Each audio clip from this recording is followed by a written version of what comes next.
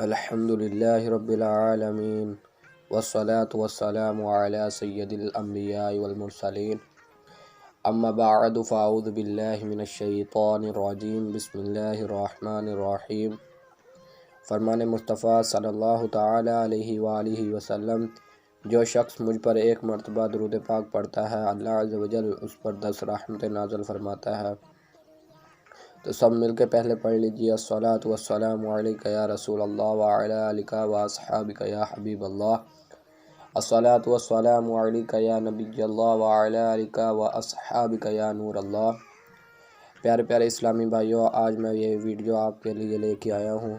اس میں بتایا جائے گا کہ مدنی قاعدے کے حروف کس طرح پڑھے جاتے ہیں اور قرآن مجید کو کس طرح تجویز و قرأت کے ساتھ پڑھا جاتا ہے۔ سب سے پہلے ہمیں یہ مدنی قاعدہ سیکھنا ہوگا، اسے کیسے پڑھا جاتا ہے۔ تو آج میں یہ آپ کے لیے لے کے آیا ہوں۔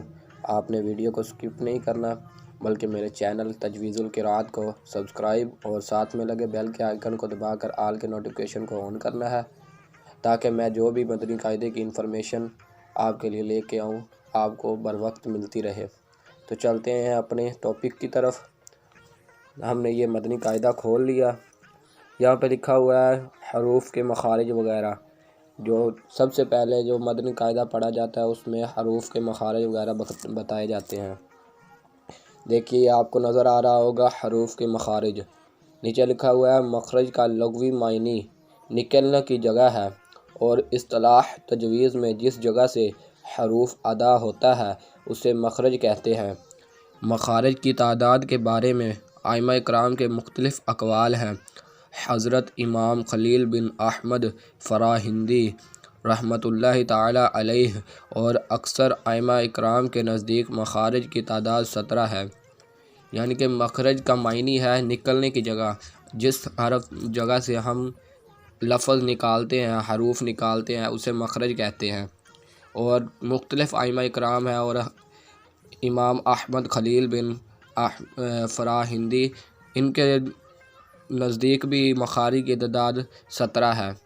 نیچے لکھا ہوا ہے یہ ریڈ کلر میں، مخارج کا نام: حلقی مخرج، لسانی مخرج اور شفوی مخرج، جوفی مخرج۔